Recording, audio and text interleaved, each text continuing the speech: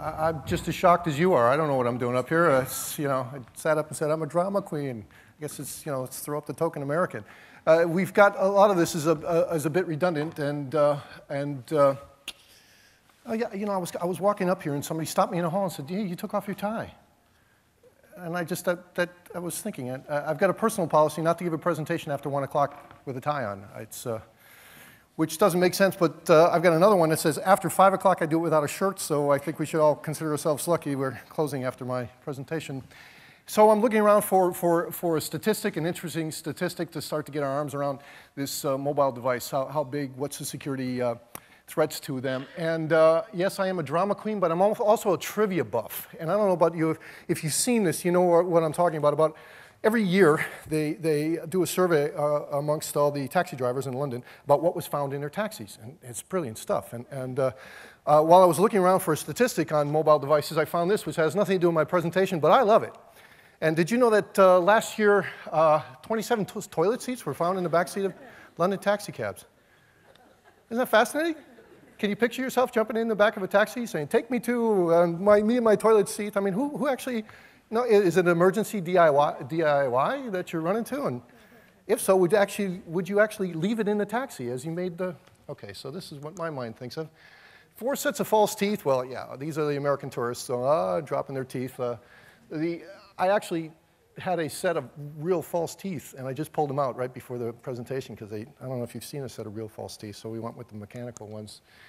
3 dogs, that's sad, isn't it? You take your best friend for a ride, you leave him in the taxi? That's not right. Then you get out and you don't even know you left your dog in the taxi? Well, this is, we saw, that's not surprising. Everybody does it, you know you did it. You've left your kids behind. The Prime Minister last year, isn't it? Remember that? Left his kids in the pub? So that one's not shocking. This one, that bothers me. Anybody have a cat? I can't get my cat to come in the house, much less jump in a taxi with me and go someplace. Who gets a cat in a taxi these days, much less leaves them behind? But that's me. This is obviously a British thing. You travel with your pheasant. I don't know. As an American, I'm sure there's a reason that you get in a taxi with your pheasant. That's sad, isn't it? Maybe it was an Irish wake and you just forgot. You left the guy in the taxi, and then there's some other people who just couldn't be bothered to put him in and actually cremate him. But of course, this is the one I was looking for, and for me, that was astounding. Over 75,000 mobile devices. Last year, 12 months, 75,000 of these devices that you and I carry around, from iPads, any kind, were left in taxis. Another drama queen pause there. That is astounding when you think of it. A, that the taxi drivers turned them in. 75,000 were actually returned or reported left in, but you can imagine what that number really is. But when you start to think about each one of these devices can actually hold about 10,000 photos, about 100,000 emails, and 200,000 documents. When they're up and running and you've had it for a year and a half, this is the kind of information. Now, times 75,000 of these devices that were left in taxis alone, in London, alone in 1 year, that is a lot of lost data. And yeah, the cat still bothers me, but this one stuck with me. So first and foremost, so how do you get a grip on this whole problem? Well, you got to look at the risk, and actually, absolutely, the #1 risk is to lose the device. Anybody here lost their phone? Yeah, I know, I'm ashamed to say it, but I've lost mine 3 or 4 times over the last 3 or 4 years. As once a year, I probably lose a phone. Sometimes I get it back, sometimes I don't. But statistically speaking, loss, quickly followed by theft, are the two biggest security threats to data processed, stored, or transmitted over mobile phones, mobile computing devices, right? That right there is the bulk of the problem, statistically speaking. The sexy stuff, like Andy was telling us, malware gets on there. Understand, you've got a portable computing device. People think it's a phone, but it's a portable computing device. People my age still marvel over, there's more computing power in a laptop than there was in the lunar land that landed on the moon, for crying out loud. All right, you've got more computing power in your iPhone. It's the exact same equation. So you look at this and say, you get malware on there, and malware is malware. And also I want to point you to these devices that we're carrying. They're not just phones, they're not computers anymore. All right, it's more than that, and you're naive to think that the iPhone or your iPad or your tablet, whatever you're carrying, is not profiling you as a user. Okay, iTunes, over 750 million apps on iTunes alone. All right, 97% of those apps come with geolocation already on default. What's that about? Anybody here play Angry Birds? I'm a nut about Angry Birds. I just something that just satiated with me on a deep level with Angry Birds. And while I'm playing Angry Birds, the application is reporting my geolocation. My longitude, my latitude, you take those, you push it into Google Maps, you got a picture of my home or wherever I'm playing that. And I played Angry Birds in some shady places, I don't mind telling you that. These are consumer profiling devices. Understand that? So what we're processing on this, consumers, the owners of these applications are pulling this to find out what we're doing, where we're doing it, where we did it, where we'll go, where we've been. That's what geolocation is all about. So you add malware into this mix, as Andy quickly showed you how easy it is to take control of somebody's unprotected handheld device. And suddenly, all that information becomes available to the hacker. So malware, stealth installs, me installing something on your phone. If you're not paying attention to this, understand that you're also carrying around a microphone in your pocket, and that if I can access your phone, I can enable your camera. I can take the pictures that you've taken, but I can make remote calls from your devices. That's what Andy's showing you in a very simple, just taking the photos. He could also enable your microphone and sit and listen to you. These are very, very powerful devices. These are not just phones that we're carrying around. So in terms of the risk to these, you have to understand the bigger picture. Intercepted to and from, that's, and the direct attacks that Andy talked about, whether I take over, I hijack your session with a website, I hijack a call that you've taken, I hijack your VPN into your corporate network. These are the threats to the mobile devices that you and I carry in our pockets. That was a personal joke between me and my photographer. So it wasn't even funny to us, quite frankly. Okay, so step one, stop what you're doing. Before you look at this and get the sensory overload, I'm up here to say stop what you're doing and measure the problem. How big is this problem? You're running a company, you're in a company of 50 people. How many people are using these phones that interact with your network? 2, 3, 4, 10? Is it 10%? Is it 20%? Is it half? Is it everybody? Measure the problem before you approach it with security. And understand just how many of your users are using these devices and accessing the network. Conduct a survey. So how many of these devices, what applications are you running? Are you running Facebook? Are you running iTunes?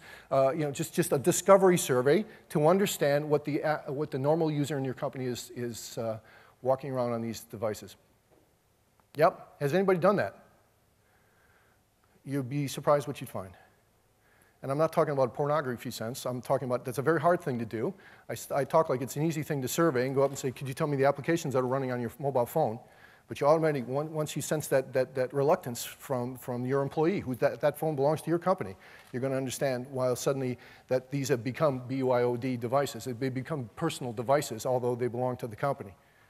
But you got to measure it. Take those and then list those on a write them down. We've got these devices. We've got 27 phones in a company of 42 people. And they belong to these people, and here it is. So then, and they're running this data on it. They have this data, they have these email accounts, they have this data that they store locally or they don't store locally. So then when that guy comes in and says, I lost my phone, you know exactly what you lost. Now, it's true for PCI or data protection. Did you lose the, you have to have this asset identified. So in the event that it was lost or stolen, you can immediately say, we lost sensitive data, or we didn't lose sensitive data. And if you don't have that, the assumption is you did lose sensitive data. So it'll prove your innocence as quickly as it'll prove your guilt. And then a risk register. And once you understand the applications, you understand the malware attacks, the things that we saw here are possible, then you say, okay, we got iTunes, we're running Facebook, we've got all these people running Facebook, we have the following things, and look at the security vulnerabilities associated with those applications. Okay, then, and only then, after you've measured this problem, then you go out and set down policies. Anybody here have company policies that specifically address Handheld devices. I've taken many surveys over the year, and it's gone up to about 20%, but roughly about 10% of the companies across the UK, they have excellent, policies. Here's how we deal with the internet. Here's acceptable use. Here's this. But they do not address personal devices, handheld devices. You have to specify. Right? We've moved from a wired to a wireless to a mobile device, and where policies are still, we're still talking about network security policies. Specific policies, but what you can and cannot do with your device. All right, the applications you can run, the applications you can't run, the minimum security requirements, the minimum configuration requirements, all these things have to be specified. But more importantly, the liability, the ownership of the end, the acceptance of the user that, yes, I'll take this device and I'll use it under these conditions. And you get a signature from that user, just like you would get a signature on information security policies from him or her. So you're going to build this all into a big security awareness program, and you're going to go back to your companies and you're going to start talking about it's just not our network, it's the mobile devices that are connected to it. They're just as sensitive, and you're going to roll this in. That's the way you're going to roll it out. We talked about PIN devices, passwording, non-lockout, specific password change. All this stuff is absolutely applicable to a handheld device. Anybody ever not think it was? If you're walking around and your phone doesn't have a PIN device, that's like walking around with a laptop with no password on it. You got that, right? It's the exact same scenario. So number 3, configuration. Basic, these devices are just like the devices on your network. You should be looking at a firewall. You should be looking at anti-malware, so you can identify the Trojans, the spywares, all this stuff that's out there. If they're put on it, it's got a fighting chance not to accept it.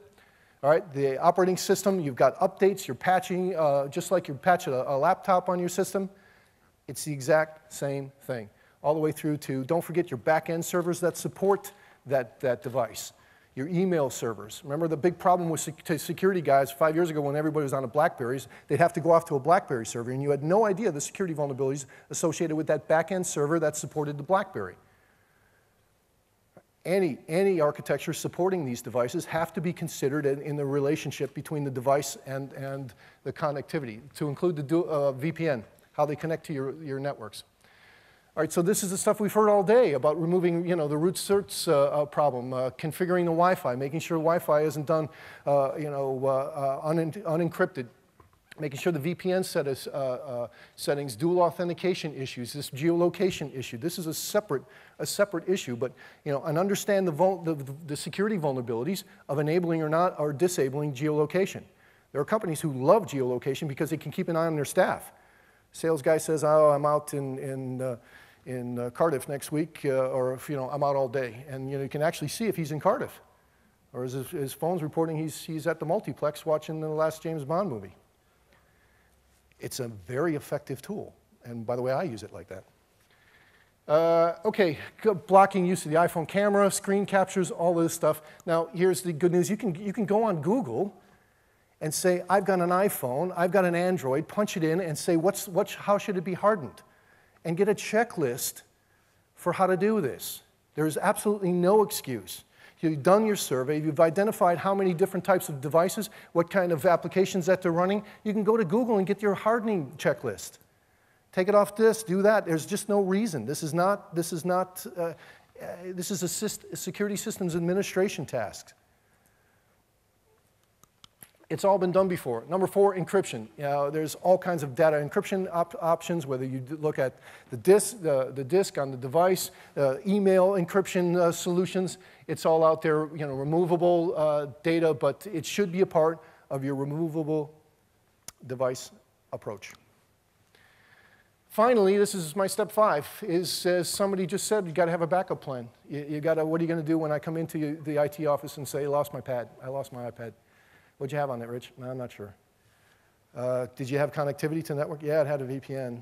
It was set on default, so whatever that is, but that's all I can tell you. What are you going to do about that? Backups, as we just heard, are only as good as did you actually try them. So backup should be a play a point, but one of the beautiful things to paranoid schizophrenics like me is mobile devices now, there's a lot of products out there that allow you to track them through geolocation, okay, and kill them. Kind of like an idea I had with the first girlfriend who left me. So I shouldn't say that with law enforcement in a room, but you know, the idea to find the device when it's out there after it's left you, whether it was stolen or lost, find it, track it down, and either send it a kill device and just kill the device. That's simple to do nowadays. I haven't met a company that's doing it outside of basic critical infrastructure companies. Well, why aren't you doing that? It's simple. It's very, very easy to do nowadays. Find it, track it, kill it. You can find software on the internet that allows you to just, I come in and say, I lost my iPad, you can find no problem, go click a button, and my iPad just got killed. So whoever's using it, whether it's in the back of a taxi or sitting with some hacker who stole it from me out of my bag, he's not going to get into it. So we're going to review, it's quantify the problem, write the policies, look at the configuration, consider the encryption, and then have a backup plan. What are you going to do when you lose it? Have you heard all this before? I have. I've been singing the same song for 20 years, and it is a song to me. This is not new. This is not. I don't know. I don't understand why we as consumers always have this breakdown when a new technology comes out. Okay. Every single thing I mentioned in here, every single thing that was mentioned on this stage today, can all be found in any one of these 3 best practices. In PCI, it's got a very, very specific list of everything you have to do to protect mobile devices. ISO, data protection, all this, everything I mentioned today, it's all basic 101, it exists. And you know what really bothers me is the game has not changed at all. The problem that we're talking about is the exact same, policies, configuration, hardening, encryption. Haven't you heard every security weenie at every conference you've ever been sing this same song to you? All right? It doesn't matter if the server's in a rack or in your hand or in your pocket. The game is still the same. The game that we play with these devices is to identify the threats, minimize them, and manage them. This is the game with mobile devices. It'll be the game for the next time when these devices are implanted in chips in our ear. Remember I said that because I think that's a good idea. Same song. Same countermeasures, okay? It's just extend this program that you're already doing in your companies out to these little devices that are in the back pockets or in the back of taxi cabs. Thanks.